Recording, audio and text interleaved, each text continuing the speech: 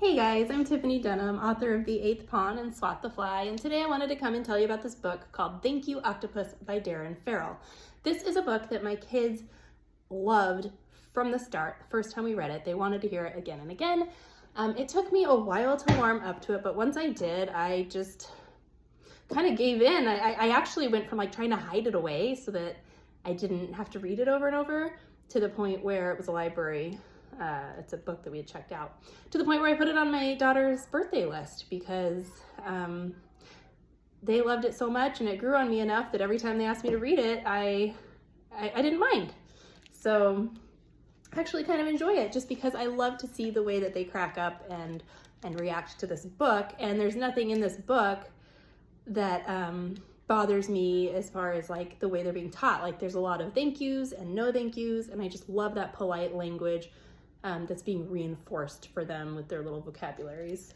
And my kids are ages 2, recently 4, and recently 6, and they all love this book, so it's got a nice little span of ages.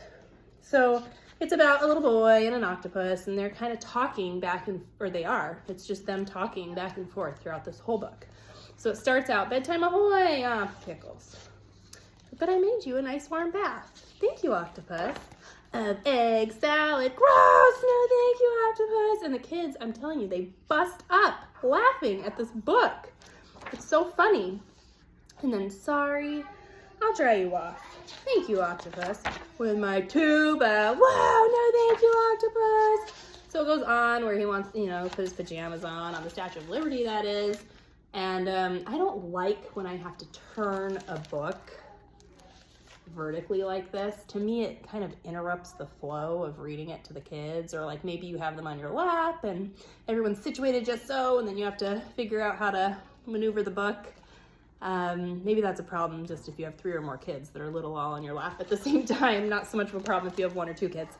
And I don't especially care for this depiction of the Statue of Liberty, but art is very subjective, so someone else may love it.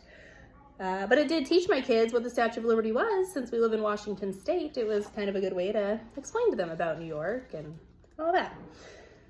Anyway, so it goes back and forth where the octopus keeps setting him up for, brushing his teeth with paintbrushes. And, oh, my kids love this one. Or how about I read your favorite book? Thank you, octopus. In robot language, bleep, blarp, bloop. They ran around for like weeks going, bleep, blarp, bloop, I'm a robot. I thought it was so funny. So here, rocking to sleep, rock and roll you to sleep. And anyway, goes on and on where eventually, oh yeah, monsters got him out from under his bed. Thank you, octopus. Yeah, I put him in your closet. To which he says, no, thank you, octopus. Kids just, they bust up. I'm telling you, it is the funniest thing to watch them.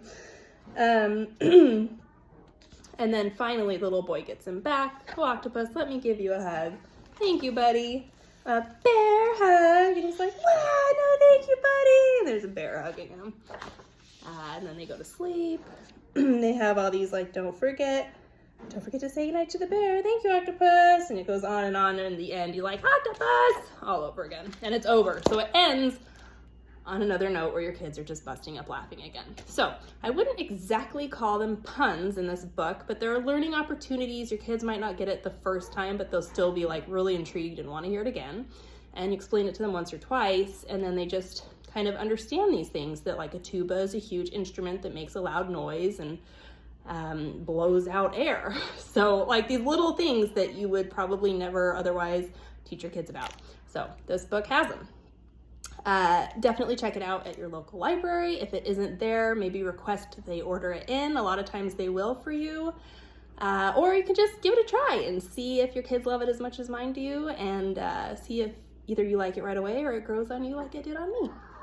If this was helpful, then please like and subscribe. And tomorrow I have an indie book recommendation coming your way. See you guys then.